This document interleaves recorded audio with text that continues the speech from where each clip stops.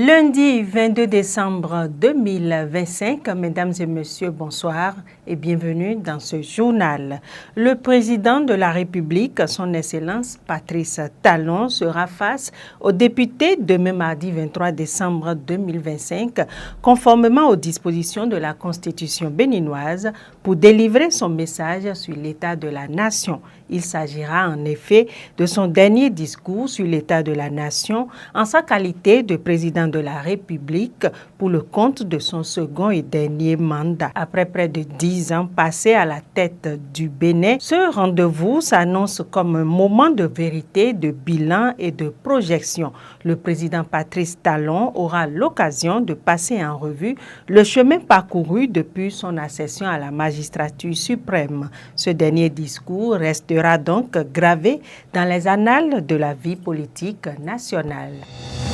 L'Union nationale des médias en ligne du Bénin, UNAMEL Bénin, a tenu son assemblée générale extraordinaire, la première en 2025. C'était ce samedi 20 décembre à son siège à Kounou. Cette rencontre extraordinaire de l'UNAMEL a réuni les promoteurs des médias en ligne, membres de l'Union et aussi des représentants d'organisations fêtières de la presse béninoise. Les travaux se sont articulés autour de 4 grands axes structurantes, à savoir l'inauguration officielle du siège de l'UNAMEL Bénin, présenté comme un acquis collectif et un espace dédié à la concertation, à la formation et à la coordination des médias membres.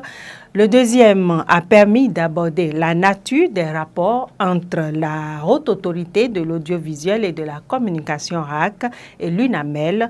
Le troisième porte sur la participation des médias membres de l'UNAMEL à la campagne médiatique en vue des élections générales de 2026. Et enfin, l'Assemblée générale a été marquée par une session de formation sur le fact-checking et la production médiatique en période électorale.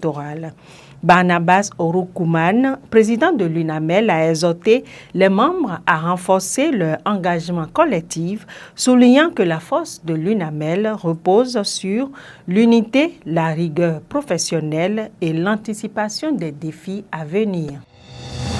Le registre des associations et fondations entre officiellement en service depuis ce vendredi 19 décembre 2025. Cette annonce a été faite par le ministre de l'Intérieur et de la Sécurité publique, Alassane Seydou.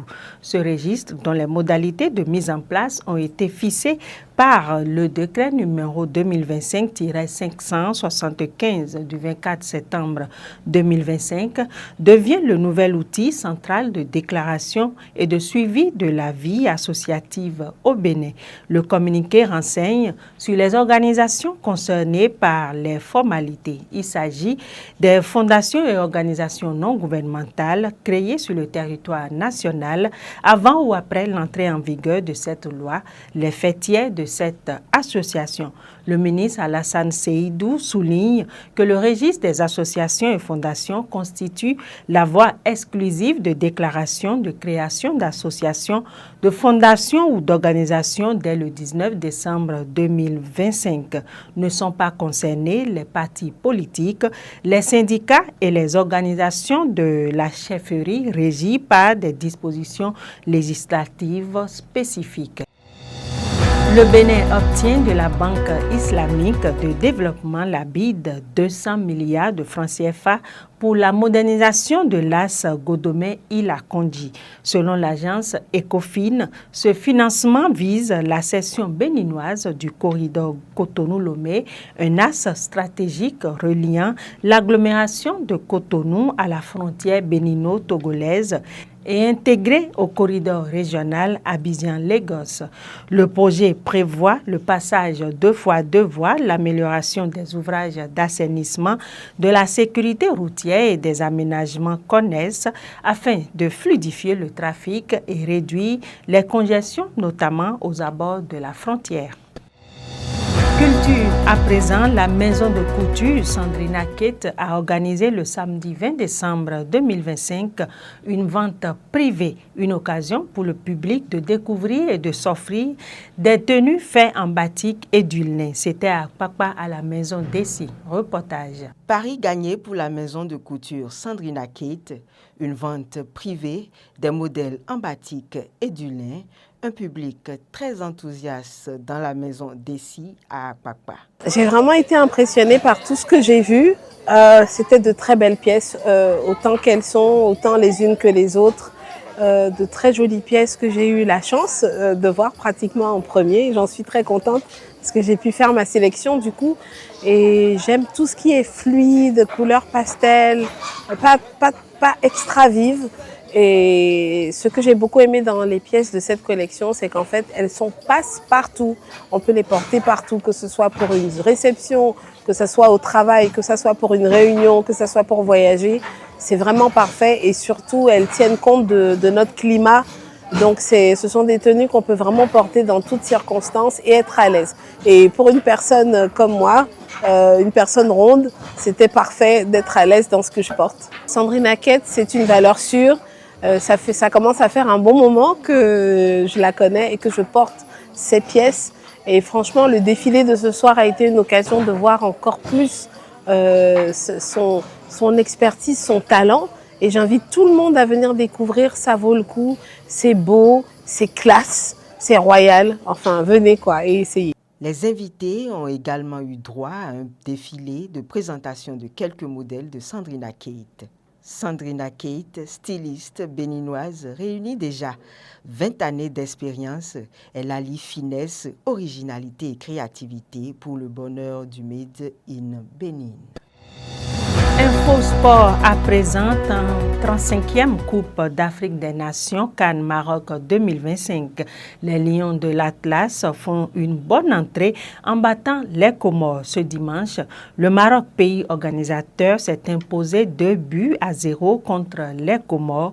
But intervenu à la 55e minute et à la 74e minute.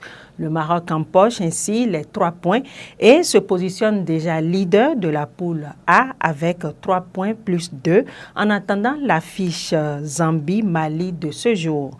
Rappelons que les Guépards du Bénin entrent en compétition ce mardi face à la RDC, République démocratique du Congo, à partir de 13h30. Et pour finir, les villes d'Abuja et Lagos accueillent les 26 et 28 janvier 2026 le Bénin-Nigeria Business Forum BNBF, un événement stratégique co-organisé par la zone industrielle de Glodibé, G10, l'Agence de promotion des investissements et des exportations à pièces, la Caisse des dépôts et consignations du Bénin, CDC Bénin, et African Export Import Bank, Afresim Bank.